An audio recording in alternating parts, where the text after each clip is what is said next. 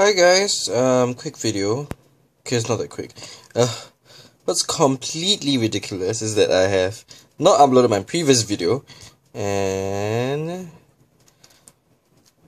how do I put it? I haven't uploaded my previous video, and I'm making a new one. So yeah, I'm quite lazy in the whole uploading video thing because I have to wait for things to kind of load and stuff, and my laptop is terribly slow. So anyway, so two projects to show, and also later a small little tutorial at the end to kind of like show you guys how I did one of like this cool flip thing. This is a mini that will be for my friend's birthday. So for the previous video that I'm gonna upload later, and even though that initially was for sale, I decided to make that into like a gift for a friend. I sent it to a gift for a friend. So anyway, and here is a mini. So I made it out from those like pattern and folders, like manila folders, but it's patterned,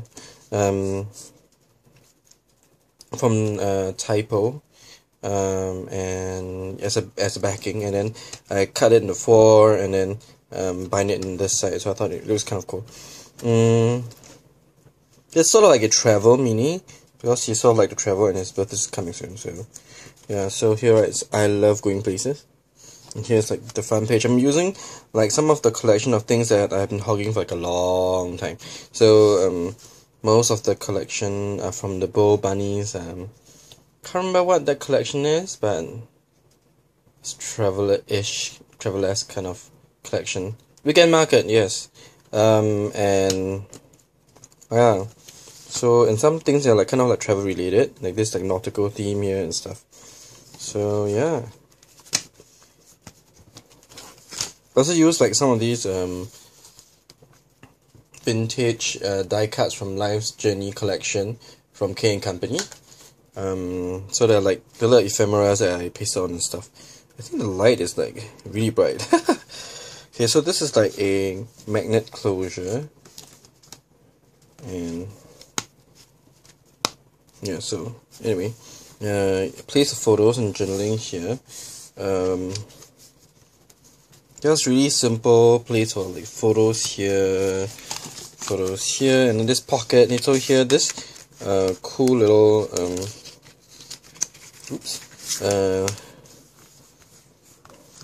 vintage luggage is from that collection from Weekend Market.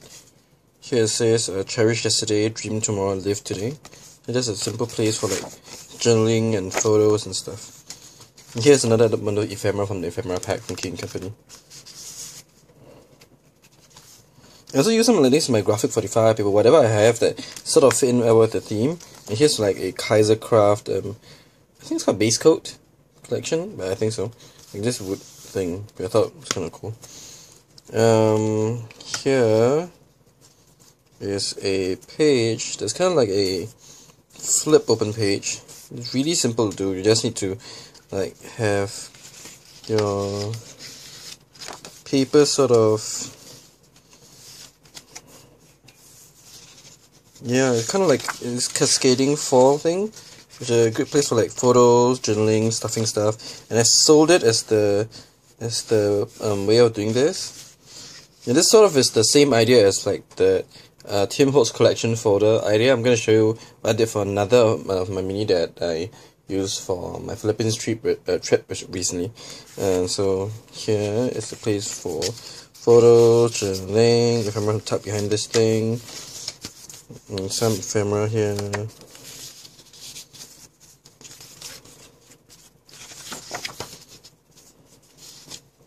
And then I punched this two thing to make this kind of like a closure, like an envelope closure.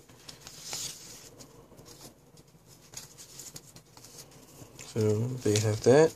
Simple page. Just a page for like pull out and pockets and stuff. Nothing much to it, but a lot of great places for like putting a photo here, writing a long journal. Long journal spots are cool because sometimes when you want to have like a picture and it has a lot of things to say about it, long journal spots are good. Or you can just put another photo there. Another place for like photos, something tucked behind this, like and this camera strip thing. And place some more photos. And where camera strip thing could go behind as well, like this belly band or something. I don't know. You can use it for anything. another place with like tucks even more stuff inside if you want to. This is just a simple layout page. Place kind of like swivels open, place for like maybe like writing something or like slotting something behind or stuff, which can be kind of cool. This is like a transparency thingy that I got from someone's V-stash, and kind of stick that down, kind of like a photo frame, so like a photo can go right behind here.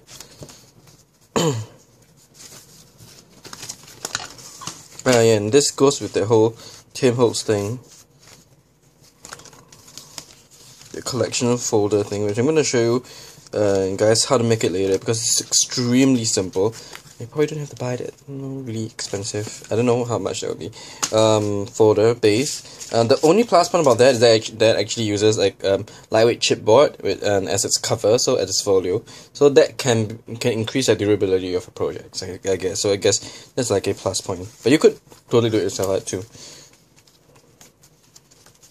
Place for journaling, photos, an envelope here, another envelope here.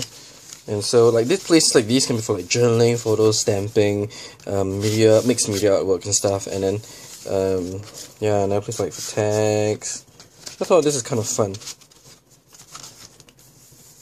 Piece for photos. And finally the last page pulls out into this really nice triangular thingamajig.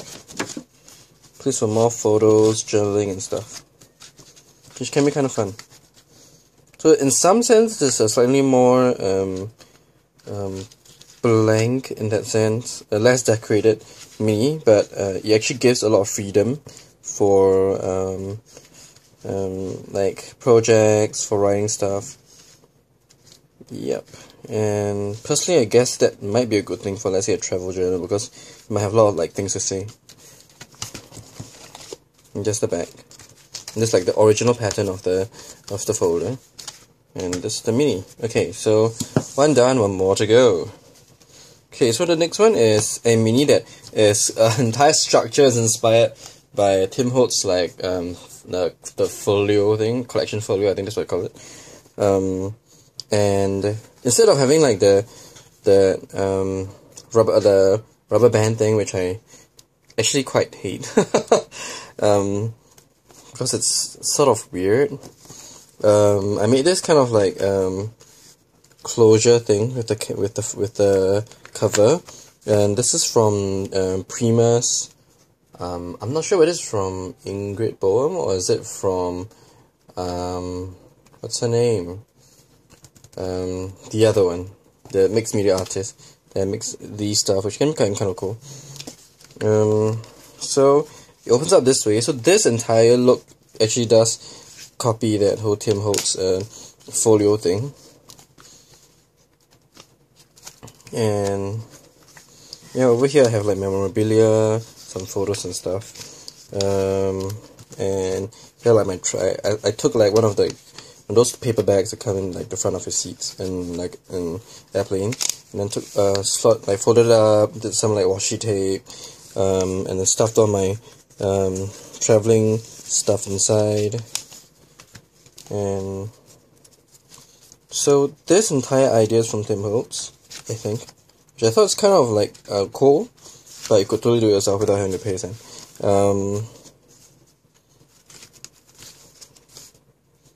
Here we have all of these, and you can see how versatile this like entire concept is. So if anything, I have to credit Tim Holtz for his concept for this mini. Okay, so just really quick tutorial, and even it isn't a real tutorial, but I thought it's just really kind of like give you like a guy's measurement of how I do that hinge thing. Okay, so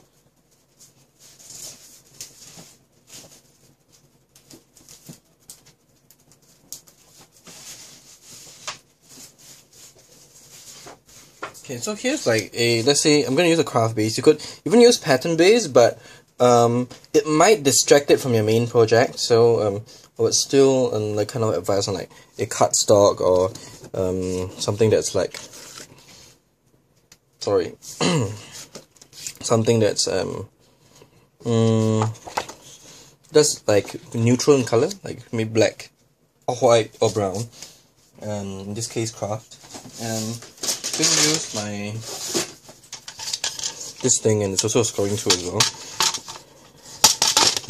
Okay, so using just the cutting edge, I'm going to cut 3 pieces of. Okay, so you can have it at any width that you want, but the length at which it is cut at needs to be the same. At least for my version of it. Cut it at every 3.5 inches, and you want to cut like 3 of it.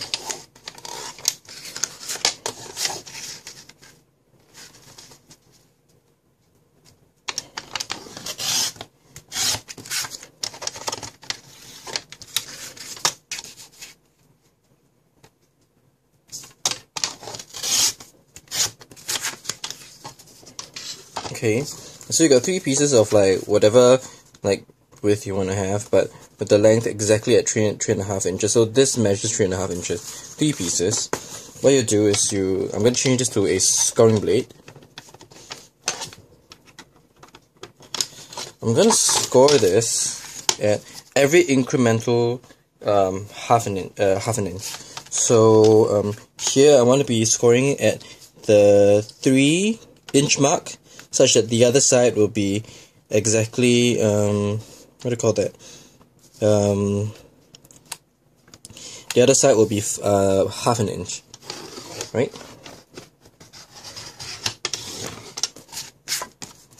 Okay, the following one I'll be scoring at the 2.5 inch mark, so that the other side is actually at 1 inch. Okay, and finally the last piece, I'm going to score at 3 and 2 inches, such that the other side will be 1.5 inches. Let me work that out in my brain. Okay. And this one, you either use a sewing machine, or you could completely stitch this part by hand, but a sewing machine is going to make this infinitely more stable. Fold at all your score lines. Tim Holtz actually has it like completely unfolded at the score lines. So you could do this without the score line part, but by experience for me, because I've tried this a couple of times, folding it and then sewing the hinges together actually helps a lot.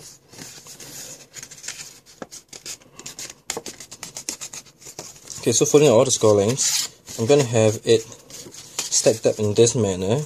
Then I will sew along by stacking up where the score lines were at. Folded parts are at. I'm going to like sew along this part, and after stitching along this part with your like sewing machine and stuff, fold it at where the stitch end is, and what you have is a 1, 2, 3, 4, 5, 6 cascading waterfall spine. You could, like Tim Holtz, round out the corners of each one, or you could just leave it as such. And depends on like what's the look you want to go for.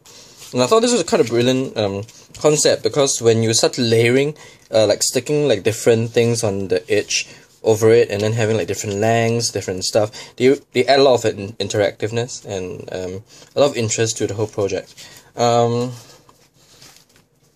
One of the things I've done, if you haven't already noticed, that some of these are actually weird memory keepers, like they're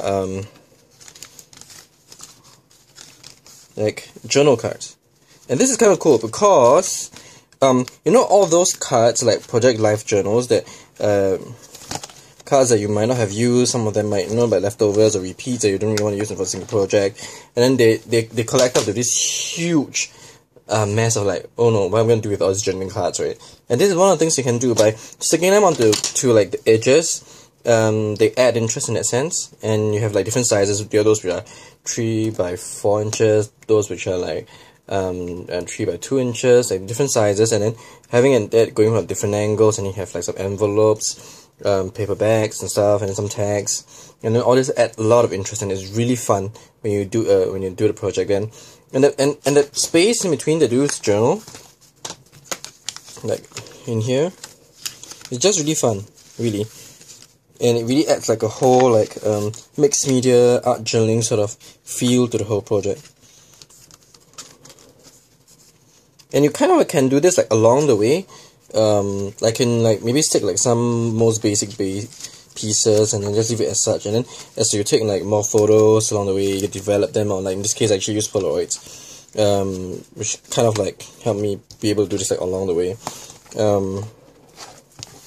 Add further interest to your project on the go, and this is really portable, really fun, and then when you come back, it can be like a treasure box for like all your ephemeras and stuff.